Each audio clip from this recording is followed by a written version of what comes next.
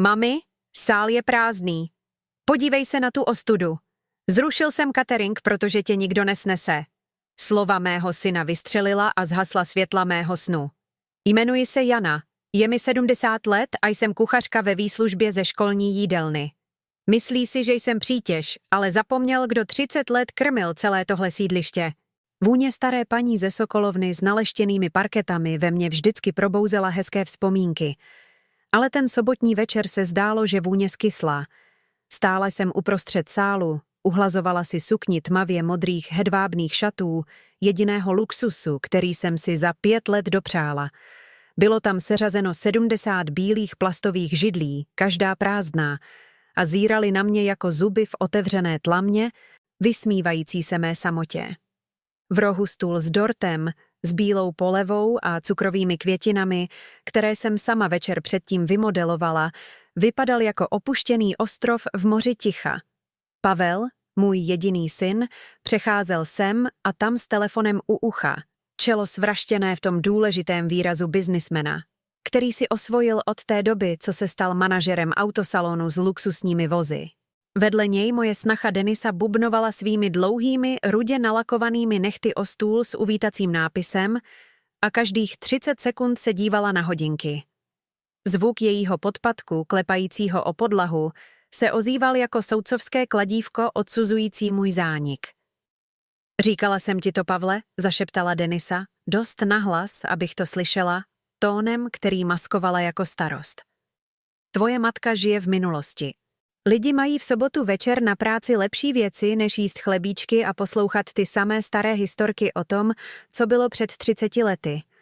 Zhluboka jsem se nadechla a cítila, jak mi studený vzduch z klimatizace plní plíce. Prsty, mozolnaté od loupání brambor a míchání kotlů se školním obědem, se mi lehce třásly, ne zimou, ale starým smutkem. Tím druhem, který cítíte, když si uvědomíte, že jste si ve vlastním domě vychovali cizince. Podívala jsem se na hodiny na zdi. 19:00. Na pozvánce stálo 19:00. Lidé v naší čtvrti měli svůj vlastní čas, ale ticho tady bylo těžké, téměř pevné. Pavel zavěsil a šel ke mně. Nepodíval se mi do očí. Podíval se na dort, pak na splaskávající balónky v rohu a nakonec zaostřil na místo těsně nad mým levým ramenem. Mami, to stačí, řekl drsným hlasem bez stopy náklonnosti. Už je 19:10. Nikdo nepřišel. Nikdo nepřijde. Přijdou, synu. Lidé pracují do pozdních hodin. Autobus chvíli trvá. Snažila jsem se argumentovat, ale můj hlas zněl slaběji, než jsem zamýšlela. Chtěla jsem znít pevně, jako ta Jana, která řídila jídelnu jediným pohledem. Ale tady jsem byla jen malá stará žena čelící netrpělivému muži. Není to autobusem, mami, vybuchl a mával rukama. Je to tebou. Jsi prostě tak panovačná. Pořád lidi sekíruješ. Pořád se pleteš do života sousedů. Snažíš se pomáhat lidem, kteří o to nestáli. Pořád vyprávíš ty samé staré slavné historky z dob, kdy jsi byla organizátorka ve čtvrti. Lidi to unavuje. Nikdo nechce přijít oslavit starou ženskou, která umí jenom si stěžovat a poučovat.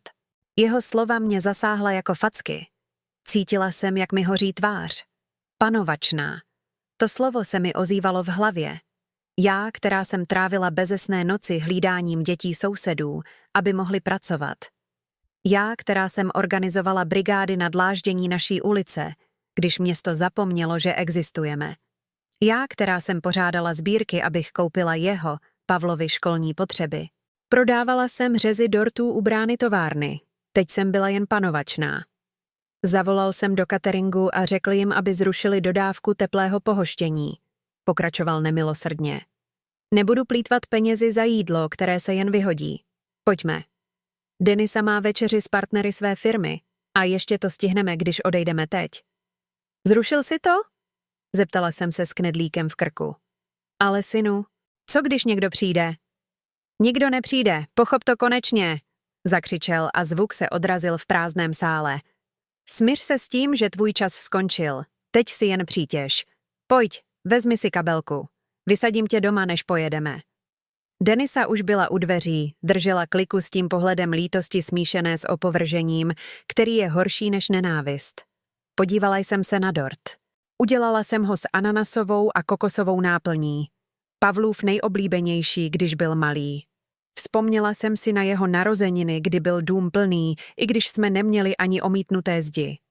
Nikdy jsem nezrušila jedinou jeho oslavu, ani když peníze na konci měsíce došly. Vždycky jsem našla způsob.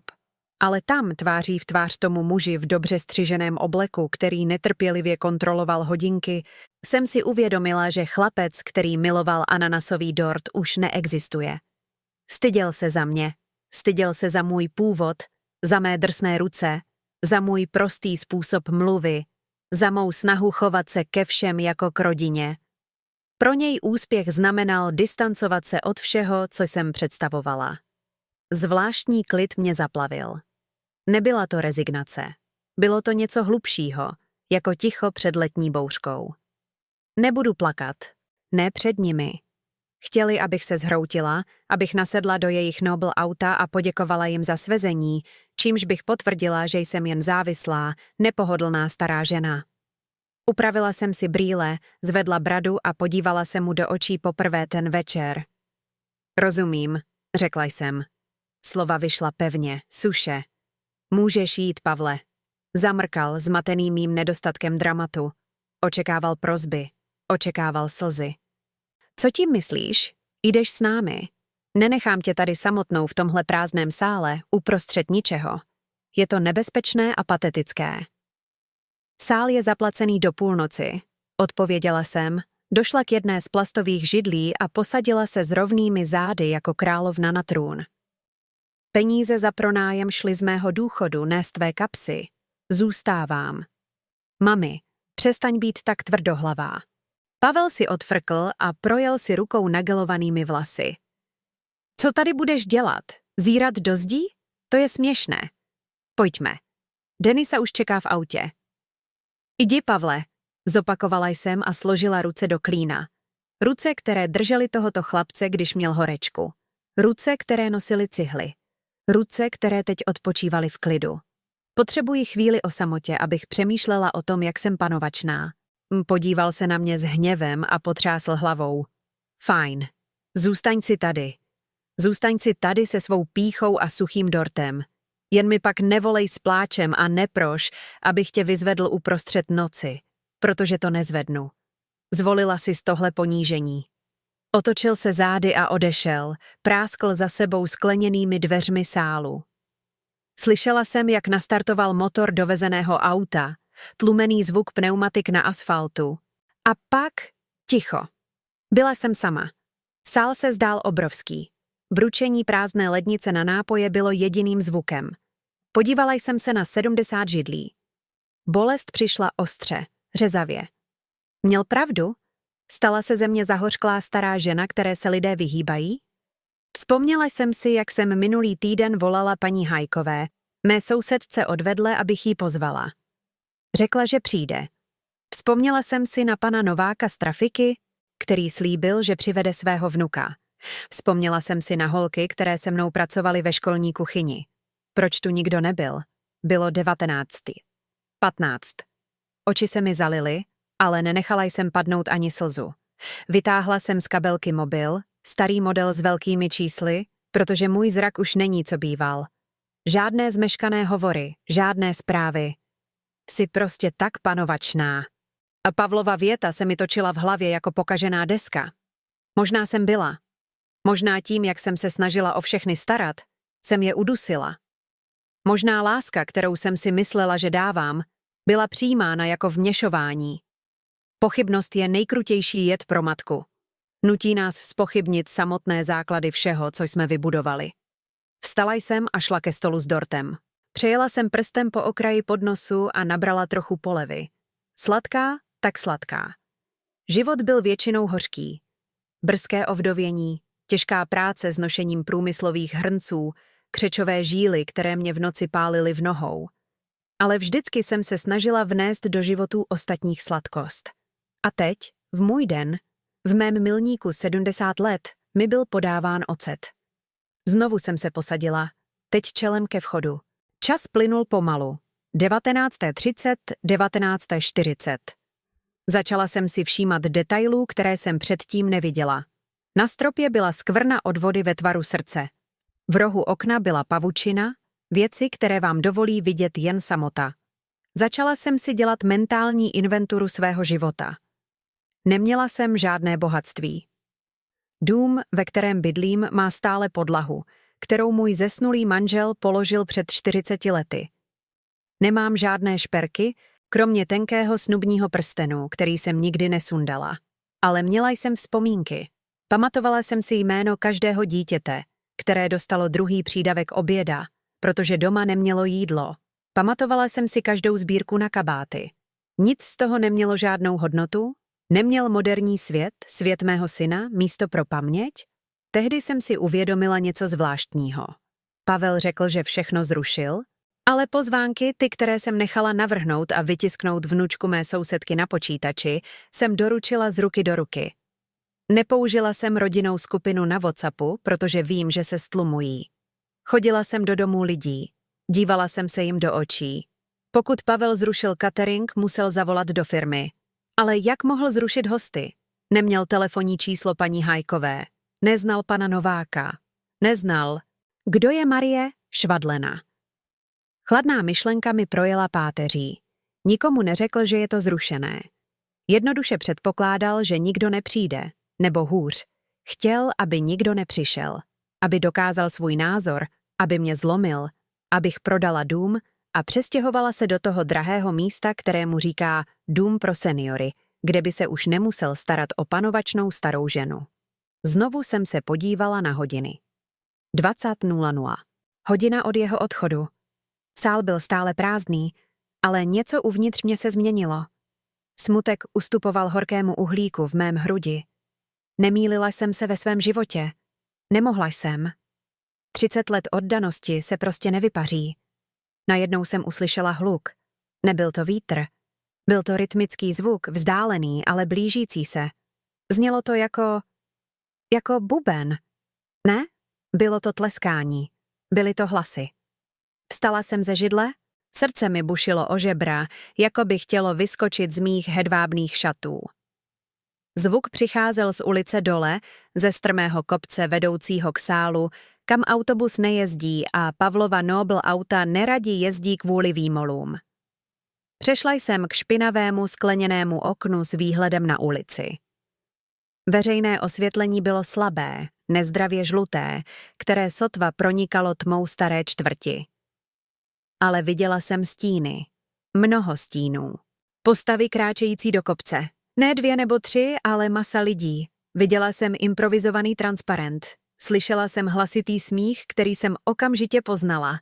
Byl to smích Božky, která se mnou 10 let pracovala v úklidové četě ve školce. Slyšela jsem zvuk ladění ukulele. Nepřijeli autem. Nepřijeli Uberem. Přišli v průvodu, šli spolu, jako jsme kdysi chodívali na církevní slavnosti. Pavel si myslel, že svět funguje podle jeho hodin, podle chladné logiky biznisu a digitálních pozvánek. Zapomněl, že můj svět, svět Jany, funguje na prošlapaných botách, pevných obětích a ohleduplnosti. Myslel si, že jsem sama, protože mě nechal samotnou. Skleněné dveře sálu se zachvěly prvním zaklepáním. Neotevřela jsem hned. Stála jsem tam uprostřed sálu a cítila, jak se energie mění. Studený, mrtvý vzduch místnosti byl náhle napaden lidským teplem, které procházelo zdmi ještě předtím, než lidé vstoupili. Zhluboka jsem se nadechla. Ještě jednou si uhladila šaty a hřbetem ruky si utřela koutek oka. To rozumím, které jsem řekla svému synovi, dostalo nový význam. Rozuměla jsem, to ano. Rozuměla jsem, že on vůbec nic neví. Klika se otočila. Dveře se s radostným prásknutím rozletěly a první, co jsem neviděla, nebyl host, ale dav, který s sebou přinesl vůni ulice. Vůni květin natrhaných z domácích zahrádek a hlavně vůni spravedlnosti. Moje oslava 70. narozenin nebyla zrušena. Právě začínala a můj syn neměl tušení o síle bouře, kterou se snažil umlčet. První, co jsem ucítila, nebyla radost. Byl to fyzický dopad hluku. To pohřební ticho, které Pavel zanechal, se rozbilo jako talíř padající na kamennou podlahu. Božena vešla první v těch květovaných šatech, které nosí na každou svatbu a křtiny, s otevřenou náručí a úsměvem, kterému chyběl zub na straně, ale osvětloval sál víc než zaprášený lustr. Jsme tady, křičela a za ní přišla záplava lidí. Stála jsem tam, ochromená, ruku na hrudi a snažila se pochopit, jak se tento prázdný sál během několika vteřin proměnil v lidské mraveniště. Byli to sousedé z mé ulice, lidé z vedlejšího bloku, dámy z jídelny, pan Novák s vnukem v náručí, Marie Švadlena a dokonce i pan farář Dvořák, který sotva chodí kvůli dně, se táhl s holí a polystyrenovou chladicí taškou pod paží. Ale co se stalo? Koktala jsem, když mě Božena sevřela v medvědím obětí, které vonilo levandulí a dlouhou procházkou. Je po 8. Pavel řekl, že nikdo nepřijde. Božena mě pustila, držela mě za ramena a jemně se mnou zatřásla, hlasitě se smála. Pavel, ten kluk nikdy nic nevěděl, Jano. Najali jsme si mikrobus, aby přivezl starší lidi, ale ta zatracená věc se porouchala v polovině kopce. Museli jsme jít pěšky, ženo. A kdo by ten kopec rychle vyšel? Farář se musel zastavovat každé 3 metry. Paní Hajková ztratila pantofel. Byla to celá telenovela. Podívala jsem se na dav. Byli spocení. Někteří si utírali čela kapesníky, jiní si vějířovitě mávali rukama před obličejem. Ale nikdo, absolutně nikdo, nevypadal naštvaně. Naopak, ve vzduchu byla elektrická energie, vibrace lidí, kteří překonali překážku, aby tam byli. Nepřišli z povinnosti. Nikdo v sobotu večer nejde do strmého kopce z povinnosti. Přišli za mnou. Tehdy mě realita zasáhla jiným způsobem. Pavel se podíval na hodinky a viděl zpoždění. Podíval se na prázdnou místnost a viděl neúspěch. Ale nevěděl, že naši lidé mají svůj vlastní čas. Čas těžkostí. Čas těch, kteří závisí na nespolehlivé dopravě a unavených nohách.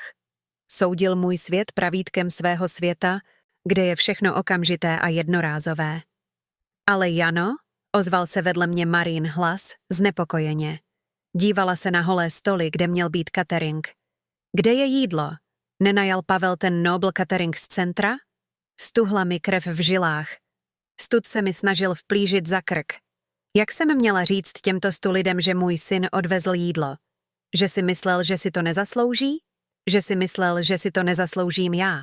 Zhluboka jsem se nadechla a vzpomněla si na postoj, který jsem zaujala, když odešel. Nebudu lhát. Pavel to zrušil, řekla jsem pevným hlasem, i když mě srdce bolelo. Myslel si, že kvůli zpoždění nepřijdete. Poslal cateringovou společnost pryč, aby neplýtval penězi.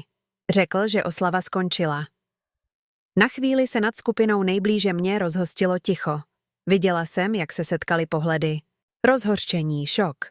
Božena si dala ruce v bok, připravená vypustit kletbu, ale zvedla jsem ruku a požádala o klid.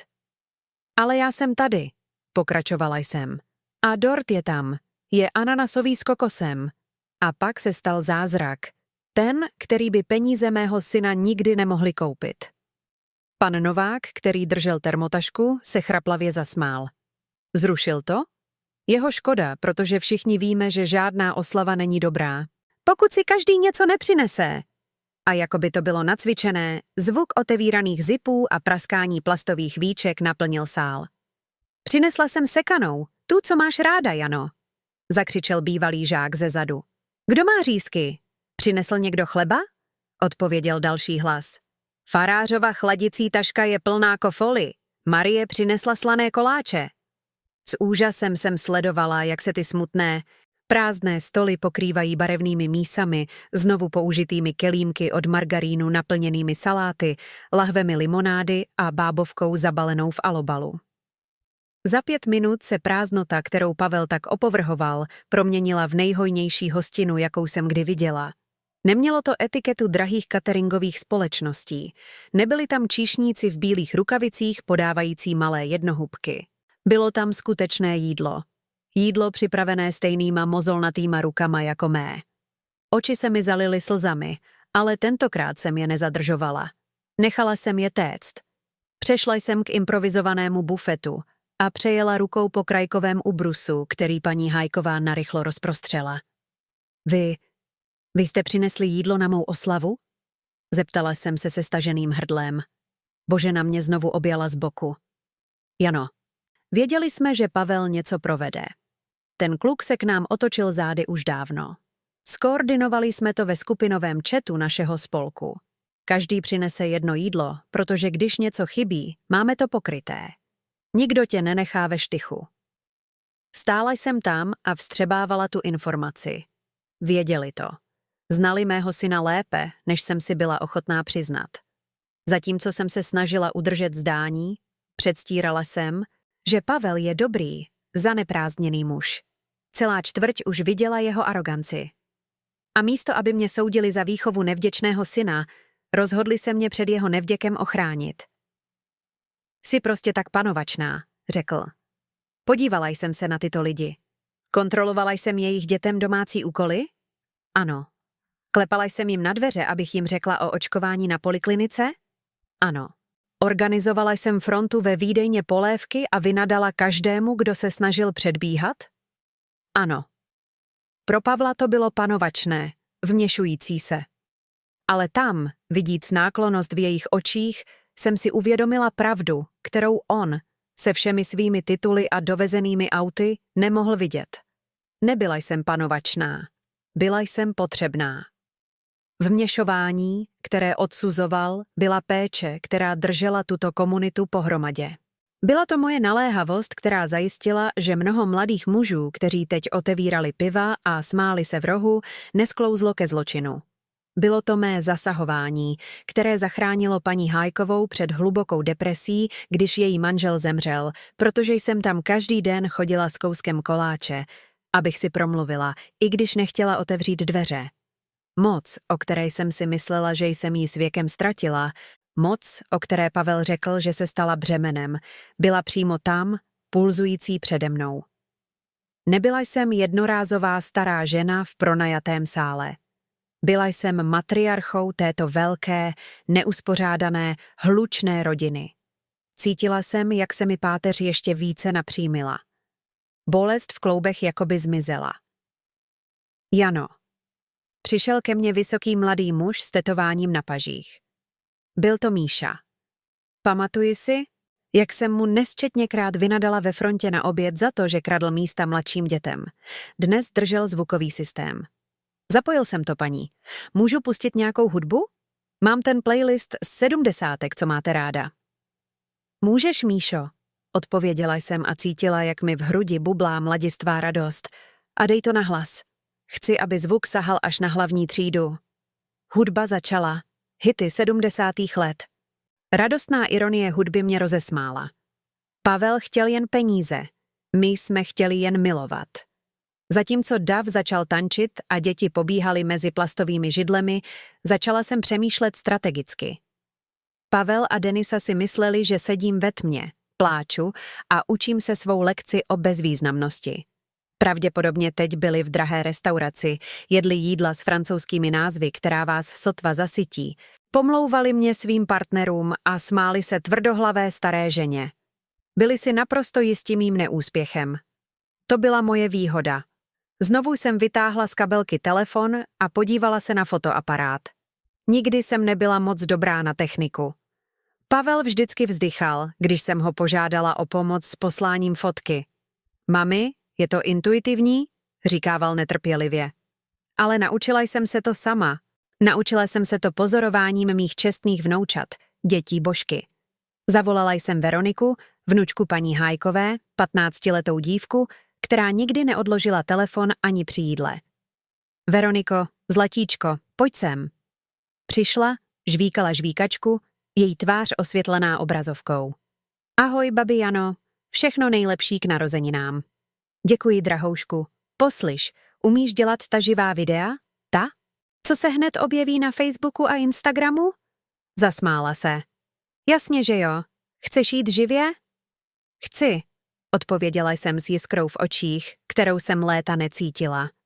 Ale nechci na tom být sama. Chci, abys natočila všechno. Jídlo, tanec, dort a chci, abys označila Pavla a Denisu.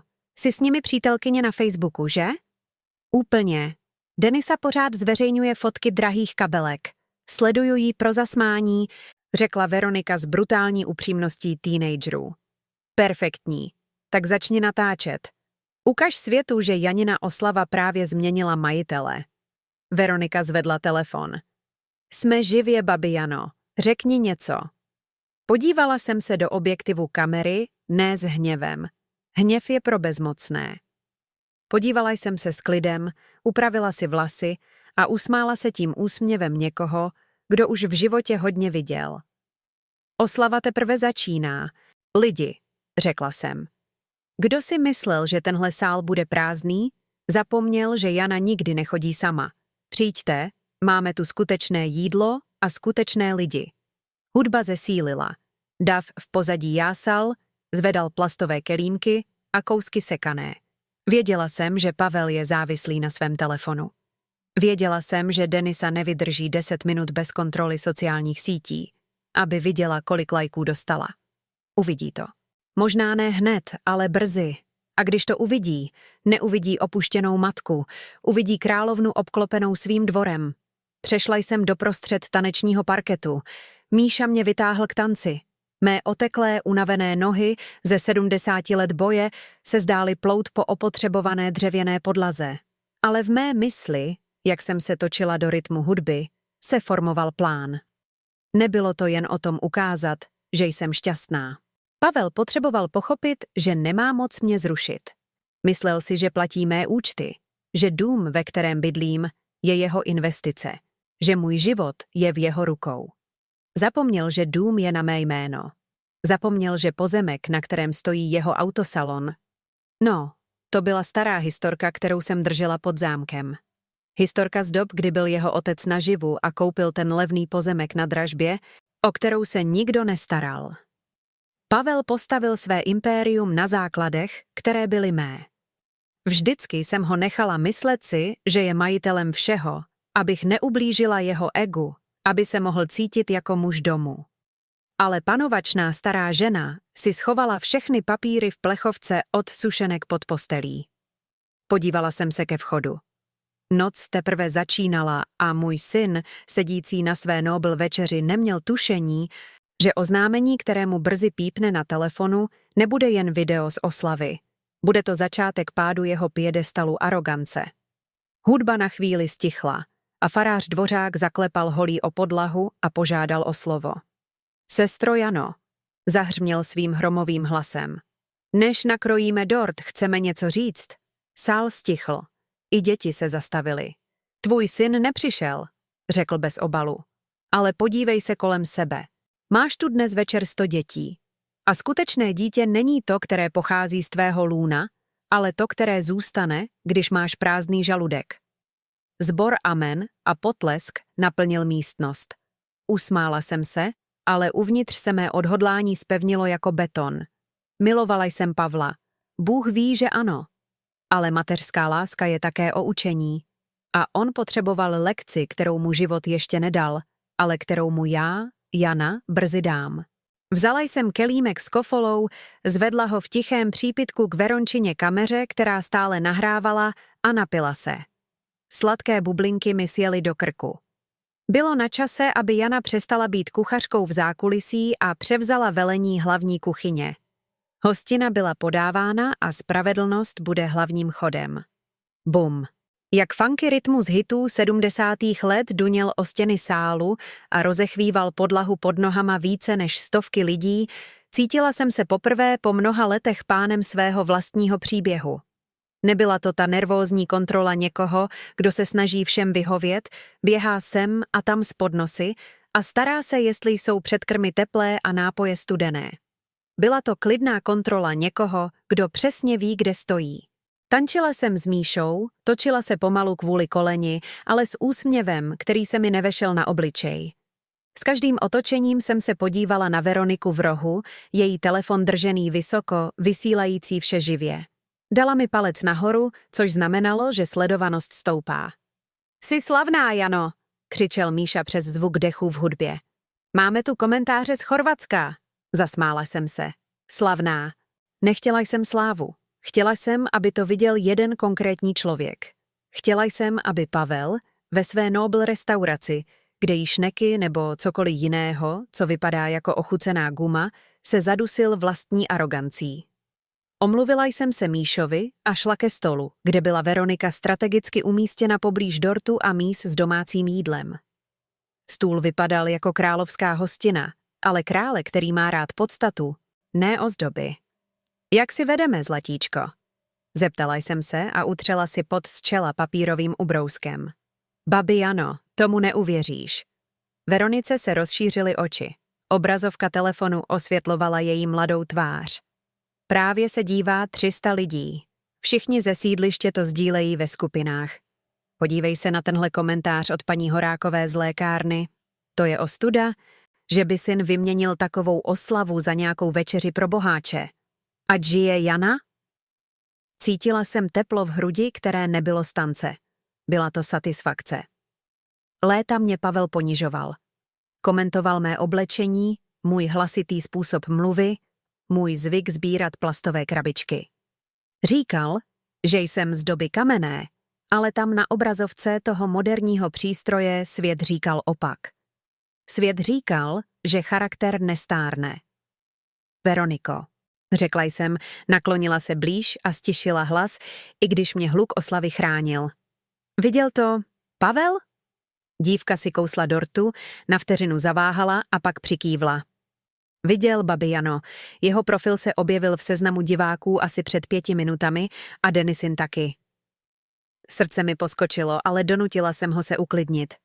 To bylo přesně to, co jsem chtěla. Napsali něco? Zatím ne, řekla a pak se zlomyslně zasmála. Musí být v šoku. Mysleli si, že budeš plakat ve tmě, že?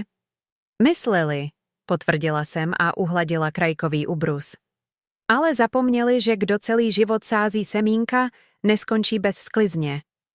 Vrátila jsem se do středu sálu. Potřebovala jsem, aby viděli víc.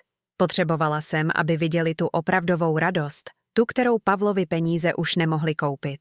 Šla jsem k Boženě, která nalévala dětem limonádu. Božko, dort, zavolala jsem. Zaspívejme teď hodně štěstí, zdraví. Ale už Jano? Je teprve 9, řekla překvapeně. Teď, dokud je železo žhavé, odpověděla jsem a mrkla na ní. Božena, bystrá jako vždy, pochopila, že v mé žádosti je něco víc. Tleskla rukama a zakřičela, aby upoutala pozornost všech. Improvizovaný DJ stišil hudbu.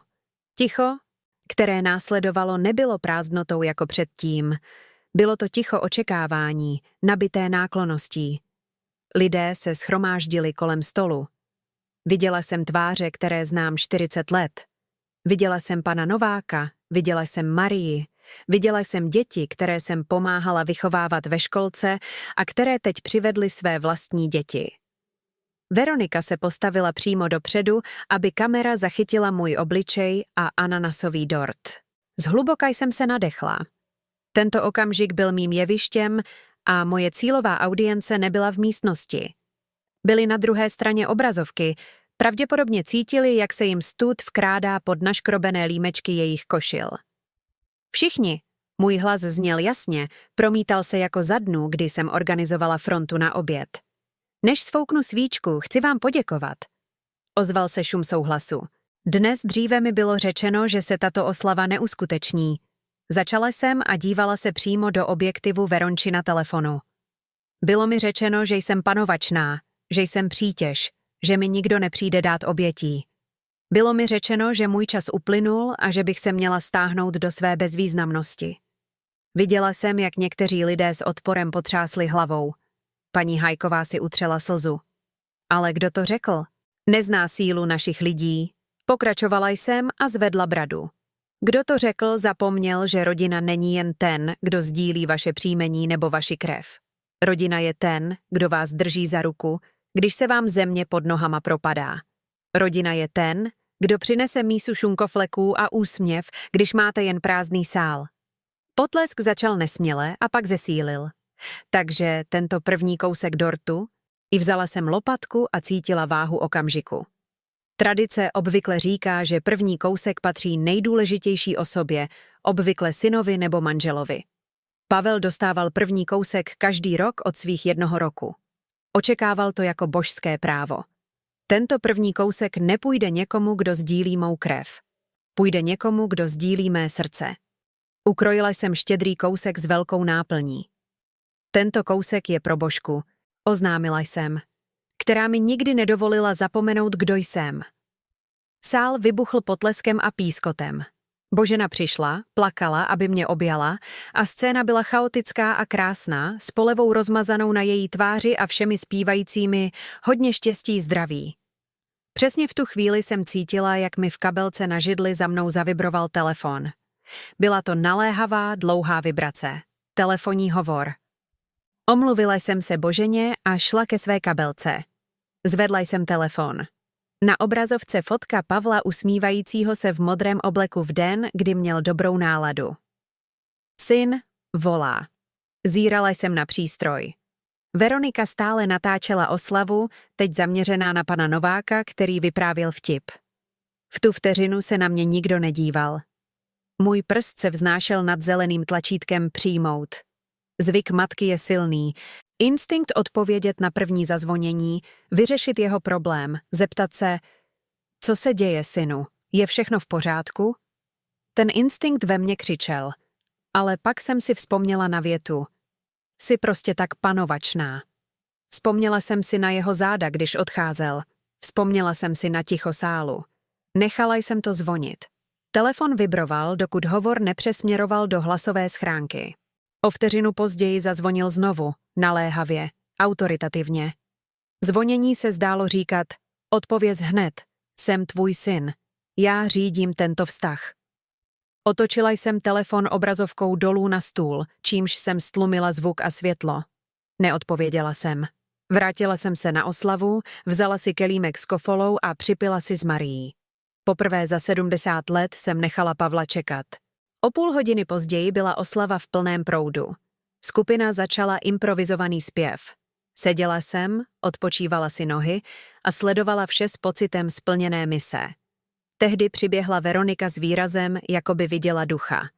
Babi Jano, Pavel poslal zprávu v živém chatu a poslal vám taky zprávu.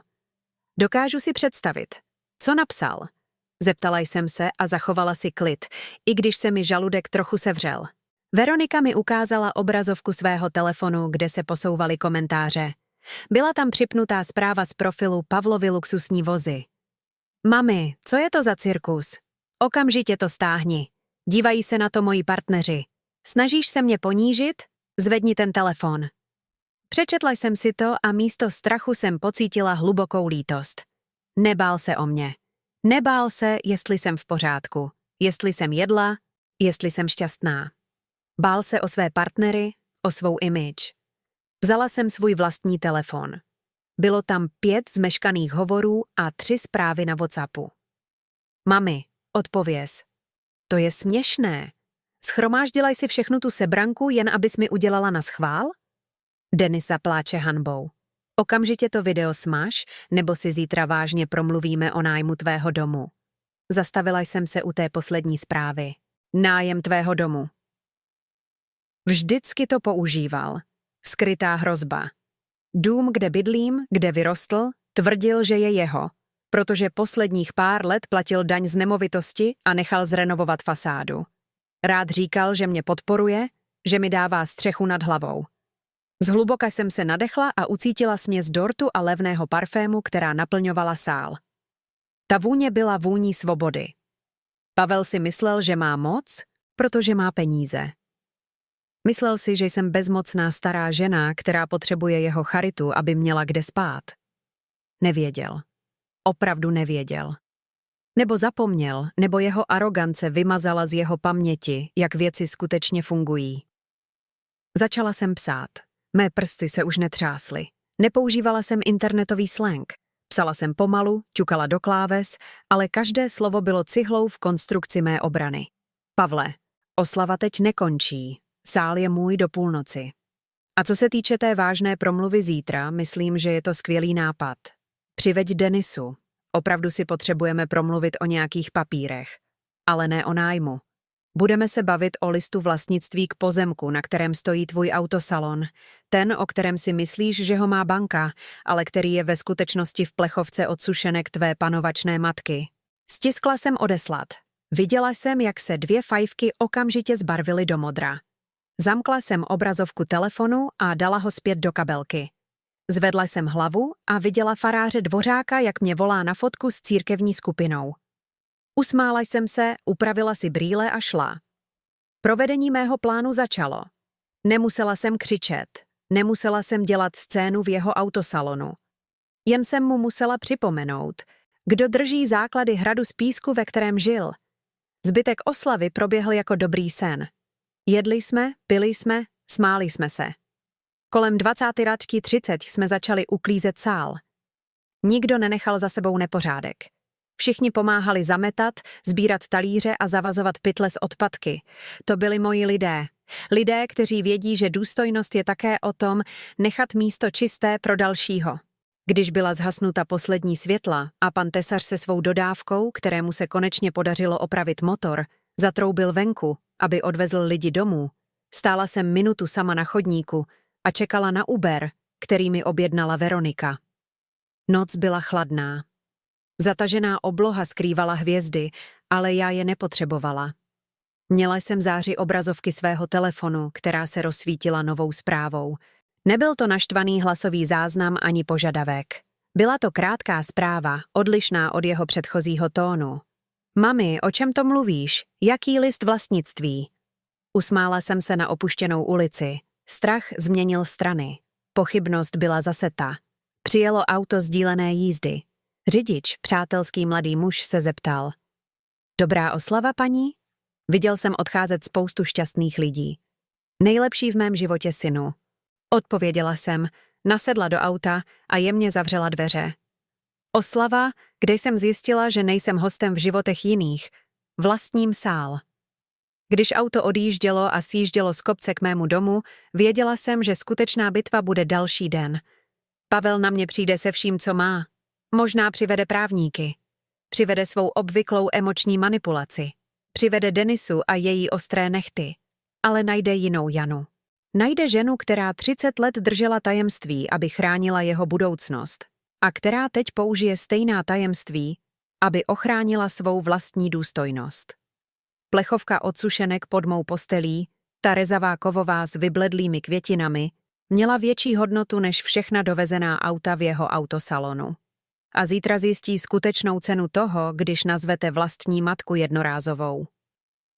Pane řidiči, zavolala jsem.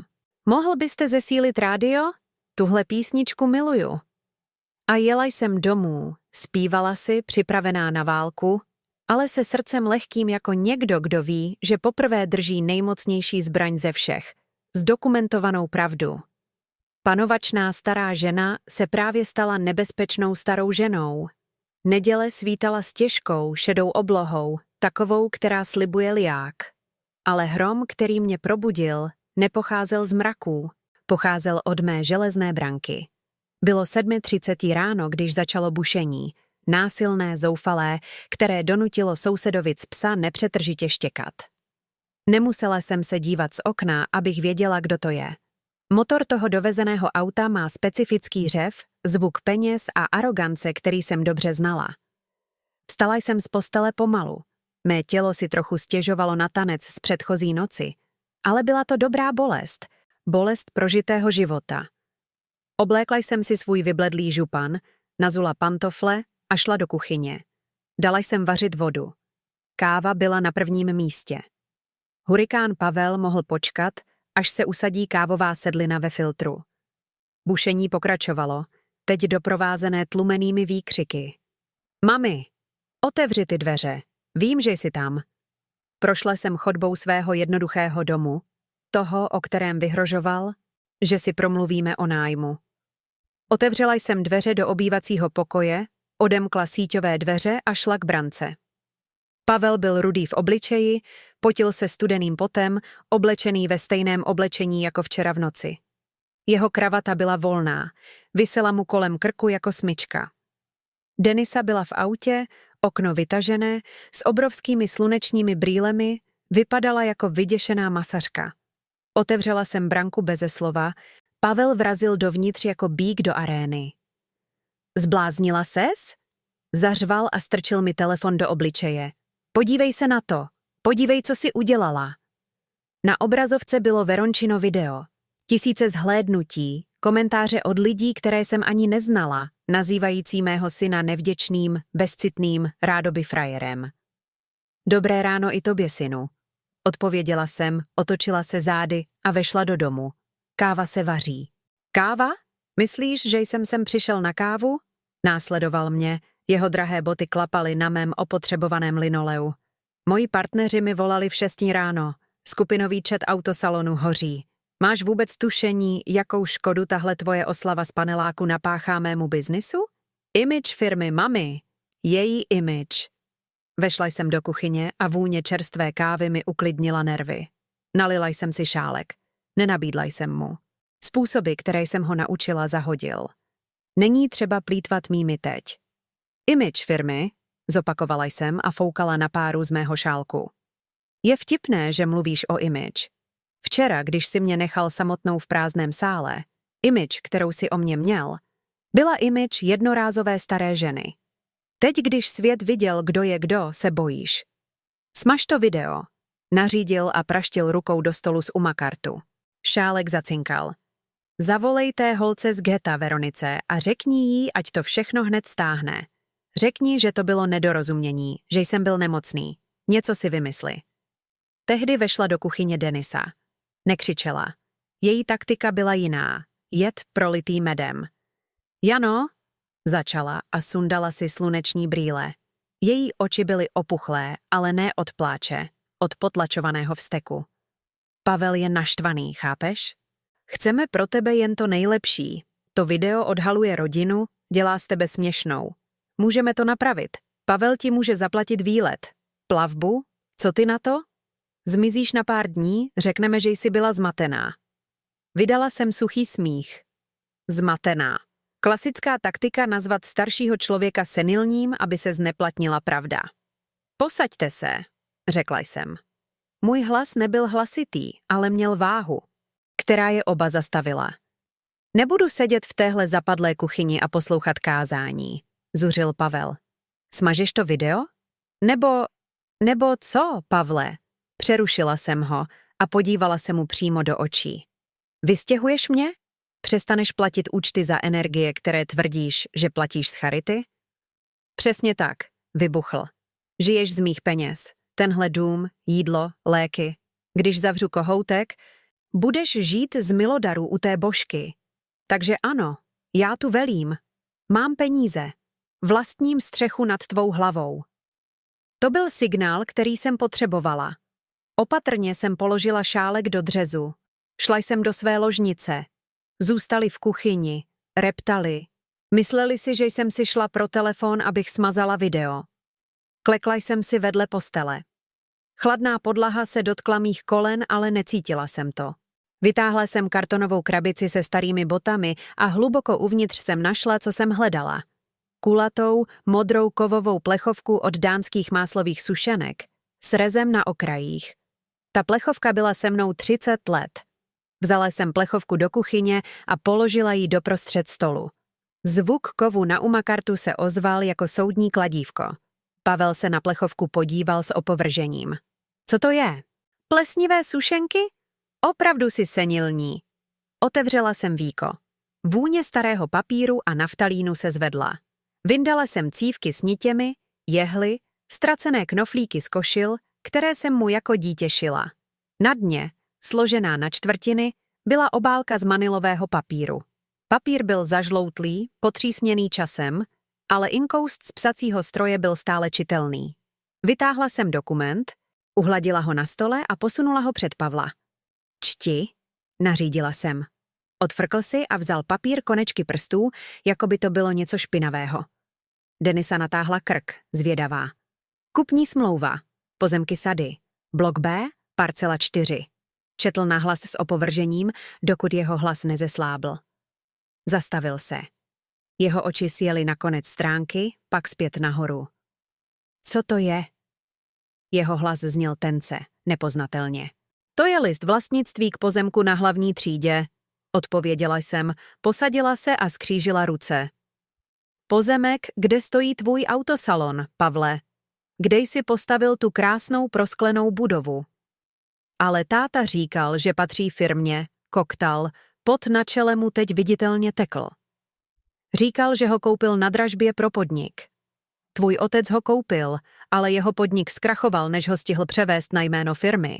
Aby tehdy nestratil pozemek věřitelům, napsal ho na jediné čisté jméno v rodině. Moje.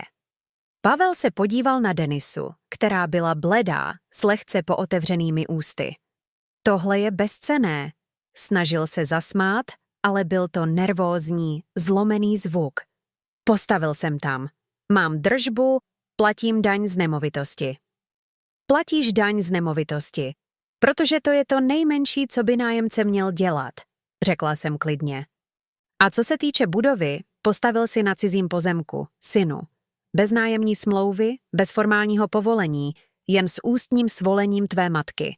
Ústní dohoda, myslím, že tomu tak říkají právníci. A ústní dohodu lze kdykoliv ukončit. Majitel si jen musí požádat o vrácení nemovitosti. Denisa, která rozumí penězům víc než lidem, jako první pochopila velikost díry, ve které byli. Vyrvala mu papír z ruky a horečně ho četla. Pavle, zašeptala, její hlas se třásl. Pokud je tohle platné, pokud je pozemek její, je ohrožen celý kapitál firmy. Budova je s hodnocením na pozemku třetí strany. Pokud pozemek prodá, ztratíme lokalitu, ztratíme biznis. Ticho, které v kuchyni nastalo, bylo těžké, pevné. Bručení lednice znělo jako motor letadla. Pavel se na mě podíval. Poprvé po letech. Nedíval se na mě z vrchu. Díval se na mě s hrůzou. Panovačná stará žena, nevzdělaná kuchařka. Žena, o které si myslel, že ji podporuje, držela moc zbourat jeho impérium jediným podpisem. Ty bys to neudělala, řekl a snažil se znovu najít svou aroganci, ale neúspěšně. Jsem tvůj syn. Vtipné, odpověděla jsem bez mrknutí. Včera v noci, když si zrušil mou oslavu a nechal mě tam, ses nechoval jako syn. Choval ses jako šéf, který vyhazuje zbytečného zaměstnance. Mami, byl to stres. Snažil se argumentovat a zvedl ruce. Denisa měla tu důležitou večeři. Byl jsem na nervy. Nelži, Pavle, přerušila jsem ho. Stydíš se za mě. Myslíš si, že jsem přítěž. Řekl si, že žiju na tvůj účet. Pojďme si to teď spočítat. A vzala jsem kus papírové utěrky a kuličkové pero ze stolu. Nájem za komerční pozemek téhle velikosti na třídě. Kolik to dnes dělá? Asi 50 000 korun měsíčně? Zeptala jsem se. Denisa mlčky přikývla. 50 000. Jsi tam 10 let. Bez zvyšování nájmu, bez úroků. To je téměř 6 milionů korun, které jsem nikdy nevybrala.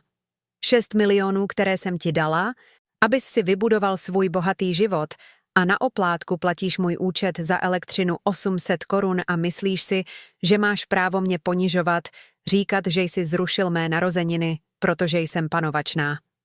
Pavel se sesunul do židle. Zdálo se, že se zmenšil. Drahý oblek vypadal příliš velký pro malého muže uvnitř. Chceš peníze? O to jde? Zeptal se, stále nechápajíc nic o důstojnosti. Začnu ti platit nájem. 10 000 měsíčně. Je to dobré? Potřásla jsem hlavou, cítila hluboký smutek smíšený s uspokojením. Stále si myslel, že všechno se dá vyřešit jeho peněženkou. Nechci tvé peníze, Pavle. Žiju si dobře ze svého důchodu a pečení. Tenhle dům je taky můj. List vlastnictví je v Plechovce, pod cívkami s nitěmi. Nikdy si za tenhle dům neplatil nájem. Platil si jen daň z nemovitosti, protože si sem na začátku nahlásil sídlo firmy, abys se vyhnul kontrolám. Vím všechno, synu. Předstírala jsem, že ne, abys se mohl cítit jako muž, abys se mohl cítit důležitý. Vstala jsem a šla k oknu. Venku začalo pršet, smívalo prach z ulice. Co uděláš? Zeptala se Denisa tichým, vyděšeným hlasem. Vezmeš si autosalon? Otočila jsem se k nim. Mohla bych ten pozemek zítra prodat tomu developerovi, co mi pořád posílá dopisy. Zaplatili by v hotovosti. Mohla bych jít do toho luxusního domova důchodců, o kterém tolik mluvíš, a žít si jako královna. Ale jsem matka. A matka je hloupé stvoření, které se nevzdává, ani když si to její dítě nezaslouží. Pavel zvedl hlavu, jiskra naděje v očích. Takže všechno zůstane při starém. Torné! Znovu jsem praštila rukou do stolu, až oba poskočili. Nic nezůstane při starém. Pravidla hry se změnila. Vzala jsem dokument a dala ho zpět do plechovky, pevně zavřela víko. Za prvé, video zůstane. To je tvůj trest. Vypořádej se s hanbou. Nauč se, že činy mají následky. Pokud si tvoji partneři budou stěžovat, řekni jim pravdu. Že jsi byl hrozný syn a snažíš se být lepší. Pokora ještě nikoho nezabila. Pavel těžce polkl. Za druhé, neúcta končí. Žádné mami, tohle, mami, tamto. Žádné Denisino protáčení očí, když vyprávím historku. Do mého domu vstoupíš se skloněnou hlavou a požádáš o mé požehnání. A na mou oslavu, mou další oslavu, pokud tě pozvu, přijdeš a přijdeš s úsměvem a budeš jíst ananasový dort bez stížností na lepek. Za třetí, pokračovala jsem, vidíc, jak Denisa horečně přikivuje. Chci skutečnou smlouvu. Sformalizujeme pronájem pozemku. Ale mami, říkala jsi, že nechceš peníze, fňukal Pavel. Nechci je pro sebe. Plná výše nájmu bude každý měsíc darována komunitní školce, kde pracuje Božena, a veřejnému domovu pro seniory na sídlišti, jménem Nadace Jana. Budeš to vkládat nábožně každý 5. den v měsíci a pokud se zpozdíš o jediný den, prodám pozemek. Pavel byl bledý, dělal si mentální výpočty. Věděl, že nemá na výběr. Věděl, že jakýkoliv soudce by rozhodl v můj prospěch s tím listem vlastnictví v ruce. Byl zahnán do kouta vlastní chamtivostí. Dobře, zašeptal. Dobře, mami. Sestavíme smlouvu. Dobře. Teď vypadněte z mé kuchyně. Chci si v klidu dopít kávu a pak jdu do kostela poděkovat za krásnou oslavu, kterou jsem včera měla. Vstali pomalu, jako by byli zranění. Pavel se zastavil u dveří, podíval se na plechovku od sušenek na stole a pak na mě. V jeho očích bylo něco nového. Ne láska, ještě ne. Byl to strach a možná poprvé zlomek respektu. Vynucený respekt, ale přesto respekt. Ahoj, mami, řekl tiše. Tvé požehnání, Pavle. Opravila jsem ho. Zaváhal, zatnul čelist, ale sklonil hlavu. Tvé požehnání, mami. Bůh ti žehnej a dej ti trochu rozumu, synu. Odešli v dešti. Sledovala jsem oknem, jak běželi k autu. Denisa se s ním hádala, nervózně gestikulovala. Pavel nasedl do auta a chvíli tam seděl, ruce na volantu, než nastartoval motor. Když auto zmizelo za rohem, necítila jsem prázdnotu jako předtím. Cítila jsem nesmírnou plnost. Vzala jsem si telefon. Byla tam nová zpráva od Veroniky. Babi Jano, video dosáhlo 50 000 sdílení. Lidé se ptají na recept na dort. Usmála jsem se. Recept na dort byl snadný. Mouka, cukr, vejce a ananas. Recept na život byl složitější. Trpělivost, láska a, když je to nutné, stará plechovka od sušenek plná dokumentů, které dokazují, že byste nikdy neměli podceňovat ženu, která si vybudovala život vlastníma rukama. Šla jsem k plechovce, láskyplně ji pohladila po rezavém víku a vrátila ji na její bezpečné místo. Moc se nemusí stále předvádět. Stačí, když je tam, držená v záloze, připravená k použití, když si někdo splete laskavost se slabostí. Teď jsem měla říši k řízení a první královský dekret bude dát si horkou sprchu a obléknout si sváteční šaty. Panovačná stará žena se právě stala majoritním akcionářem v životě svého syna a on bude muset velmi tvrdě pracovat, aby si své akcie vydělal zpět. Déšť venku smíval asfalt, ale tady uvnitř bouře pominula, zanechala vzduch čistý, svěží a vonící vítězstvím. Uplynulo 6 měsíců od té noci v sále. Čas, který v mém věku obvykle utíká příliš rychle, se zdá, že se zpomalil, aby odpovídal novému rytmu, který jsem životu vnutila. Dnes je slunečné úterý, takové, které usuší prádlo na šňůře za půl hodiny. A já tu stojím, uprostřed hřiště v komunitní školce tety Božky, vdechuji vůni čerstvé barvy a fazolí ochucených česnekem. Už to není ta děravá školka, kde jsme museli v deštivých dnech stavět kbelíky. Střecha je nová, její červené tašky se lesknou na slunci. Stěny, kdysi oprýskané a ukazující holé cihly, se nyní pyšní zářivě zlatožlutou barvou, natřenou během komunitní brigády, kterou jsme uspořádali minulý měsíc. A peníze na to všechno? No, řekněme, že realitní divize rodiny konečně začala přinášet sociální výnosy, které měla. Dívám se k bráně a vidím, jak přijíždí Pavlovo stříbrné auto. Dříve by mi srdce bušilo úzkostí, přemýšlela bych, jestli se přijel hádat nebo o něco žádat. Dnes mi srdce bije klidně, s klidem někoho, kdo drží otěže. Vystoupí z auta, upraví si oblek, který se zdá poslední dobou trochu méně naškrobený a jde k nám. Nenese květiny, ale přináší něco mnohem užitečnějšího. Měsíční manilovou obálku. Tvé požehnání, mami, říká, když se blíží a sundává si sluneční brýle.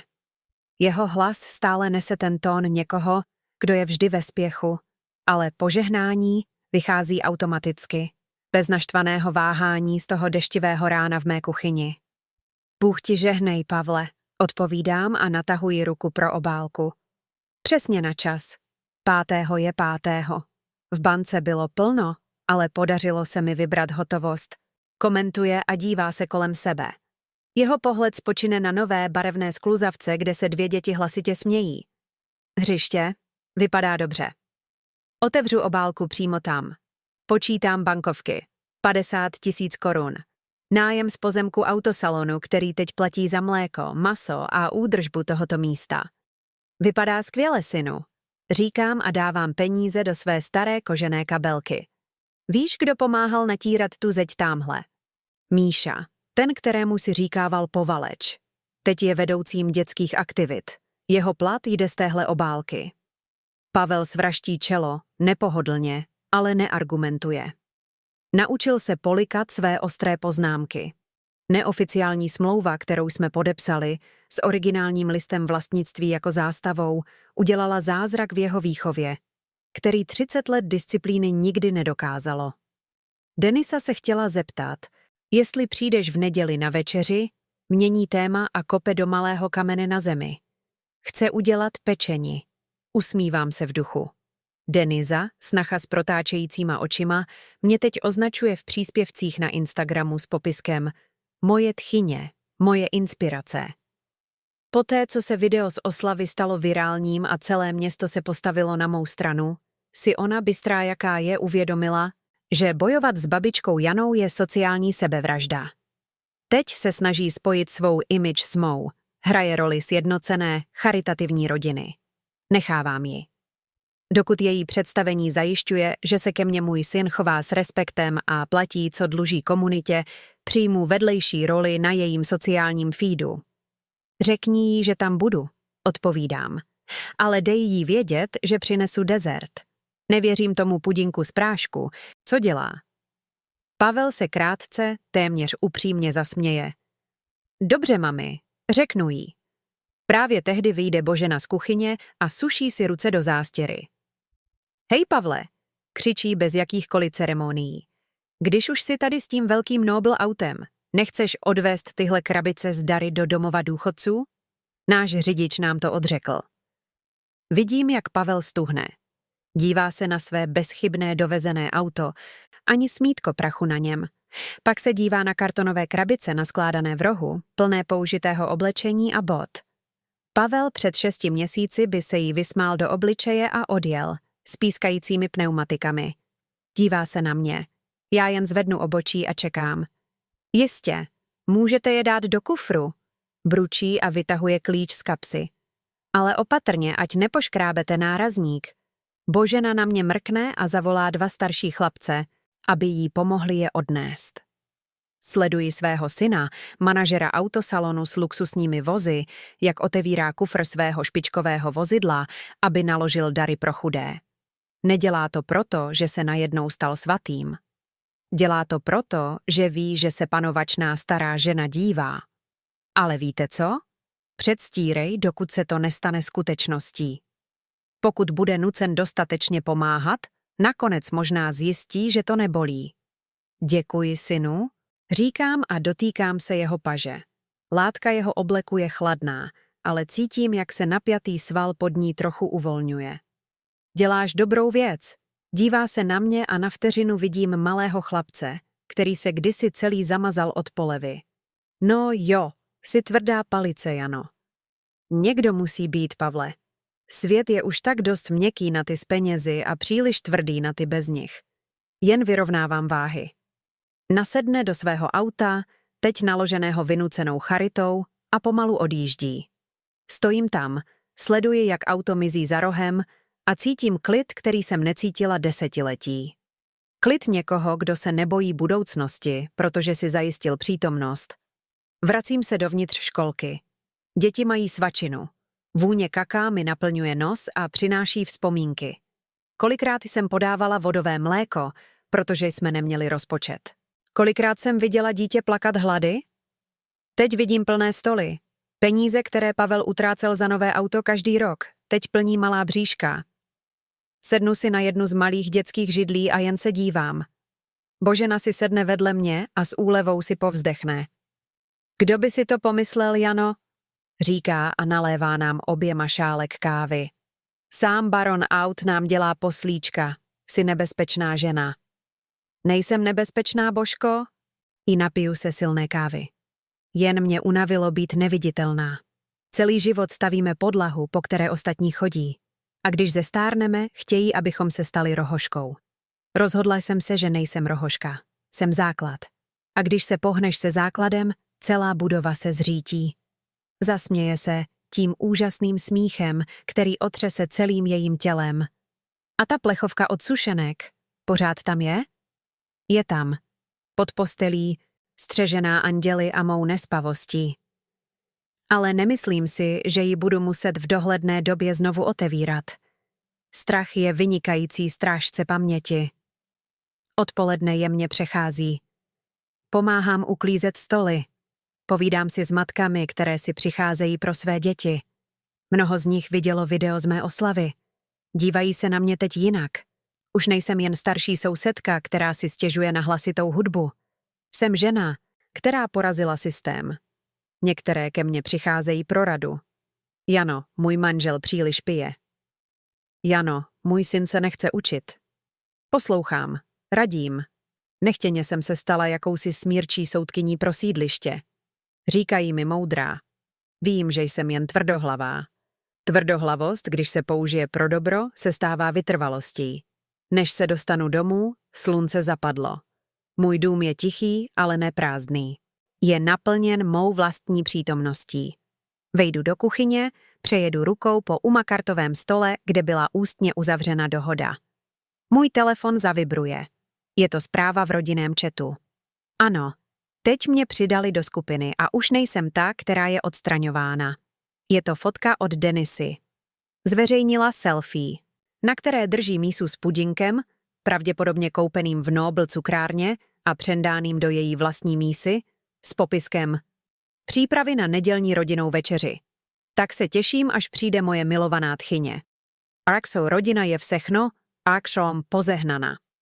Mohla bych to okomentovat, odhalit ji, říct, že ani neví, jak zapnout troubu.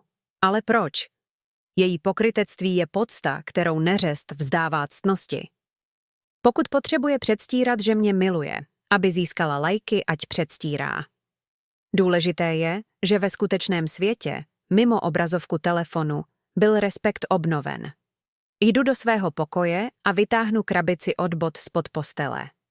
Vytáhnu plechovku od sušenek. Studený kov v mé ruce je uklidňující. Otevřu víko. Vůně uložených vzpomínek se zvedne. Obálka z manilového papíru je tam, neporušená. List vlastnictví. Můj trumf. Ale vedle něj vidím jiné věci. Staré fotky bezzubého Pavla, jeho školní vysvědčení s pětkami, které jsem mu pomohla proměnit v jedničky. Křivý obrázek, který mi nakreslil ke dni matek v roce 1990 s nápisem Mami, mám tě rád. Dlouho jsem si myslela, že tyto papíry náklonnosti jsou mým pokladem. Zjistila jsem tvrdým způsobem, že ve světě tam venku záleží na papíru s razítkem od notáře. Ale teď, když se dívám, si uvědomuji, že obojí je nutné. List vlastnictví zaručuje mou střechu nad hlavou a respekt mého dospělého syna.